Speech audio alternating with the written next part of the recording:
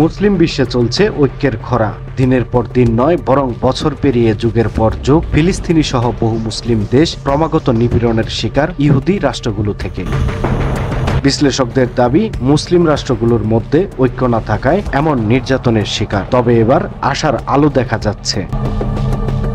কাতারে বিশ্ব মুসলিম নেতাদের বৈঠকের পর এবার পাকিস্তান ও সৌদি আরব একটি গুরুত্বপূর্ণ এবং ঐতিহাসিক প্রতিরক্ষা চুক্তি স্বাক্ষর করেছে, যা নিয়ে ভারত সহ এই অঞ্চলের সামনে নানা হিসাব নিকাশ উপস্থিত হয়েছে।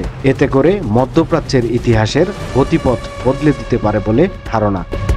অপ্রত্যাশিত এই পদক্ষেপ যুক্তরাষ্ট্র, ইসরায়েল, ইউরোপ এবং পাকিস্তানের চিরশত্রু ভারতকে রীতিমতো হতবাক করেছে।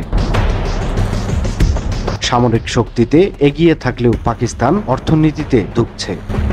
অন্যদিকে সৌদি আরব অর্থনৈতিকভাবে শক্তিশালী হলেও সামরিকভাবে দুর্বল। সৌদি আরব ও পাকিস্তান উভয়ই সুন্নি মুসলিম সংখ্যাগরিষ্ঠ দেশ এবং তাদের মধ্যে শক্তিশালী ঐতিহাসিক সম্পদ রয়েছে। অর্থনৈতিক সংকটের সময় পাকিস্তানকে বহুবার সাহায্য করেছে সৌদি আরব এবং বিনিময়ে পাকিস্তান সৌদি আরবকে নিরাপত্তা সহযোগিতার আশ্বাস দিয়ে আসলেও সাম্প্রতিক এই চুক্তি সৌদি আরব ও পাকিস্তানের মধ্যে চলমান সহযোগিতাকে আনুষ্ঠানিক রূপ দিয়েছে।